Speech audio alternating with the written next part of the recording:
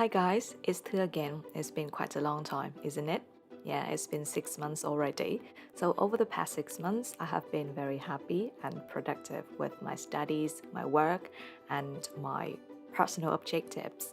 So, in today's video, I'm here in order to share with you guys some strategies that I use every day in order to have a good work life balance and improve our well being. I do believe that these strategies are very helpful and important in today's society where people are getting more and more stressed, overworked, or even depressed. So let's dive in. So, my number one tip is to do exercise every day, at least 30 minutes. Actually, I did exercise in the past, but I wasn't very consistent with my schedule. I just did it whenever I felt energetic and motivated.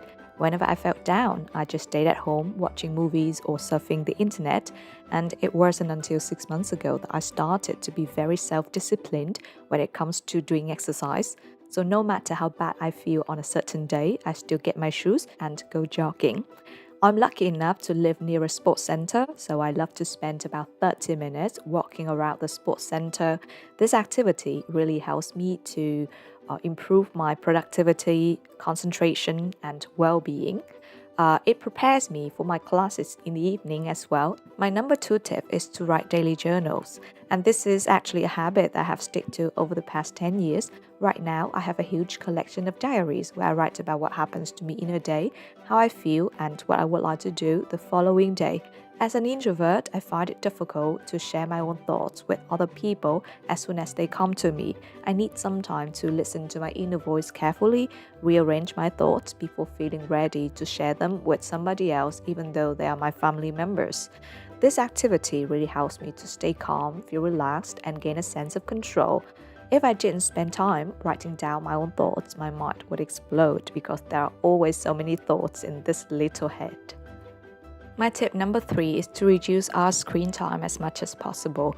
Nowadays, it's just so easy to be addicted to social media like Facebook, Instagram, or TikTok simply because these applications are designed to be addictive and everybody uses them.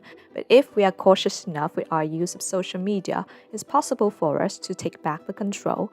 So these days, when I have some free time, instead of reaching my phone for some easy and instant entertainment, I prefer to do some physical activities like walking my dog or watering my plants or going shopping.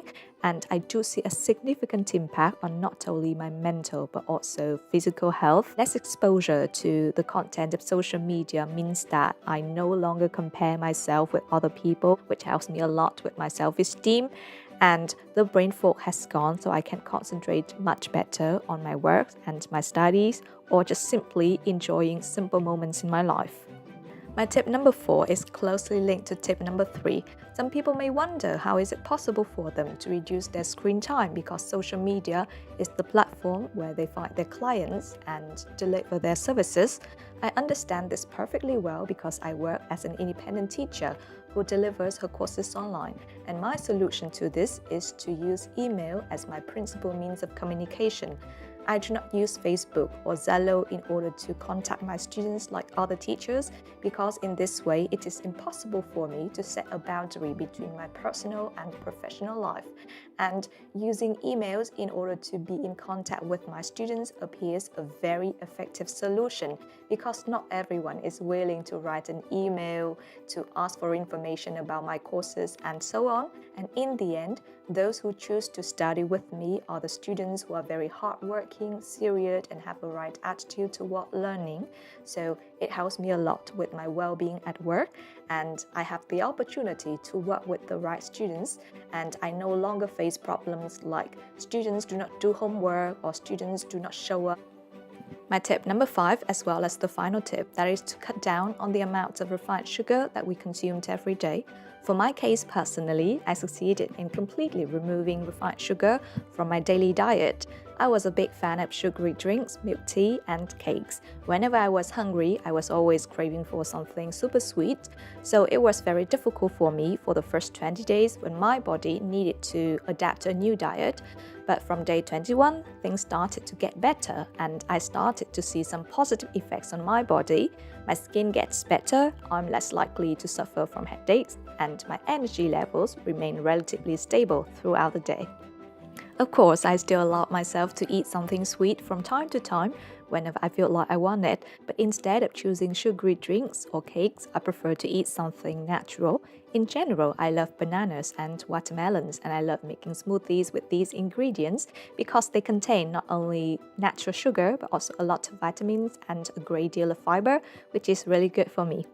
So, these 5 strategies are extremely helpful for me to maintain a good work life balance, improve my well being, and increase my level of happiness. I hope they work for you guys too. Cheers!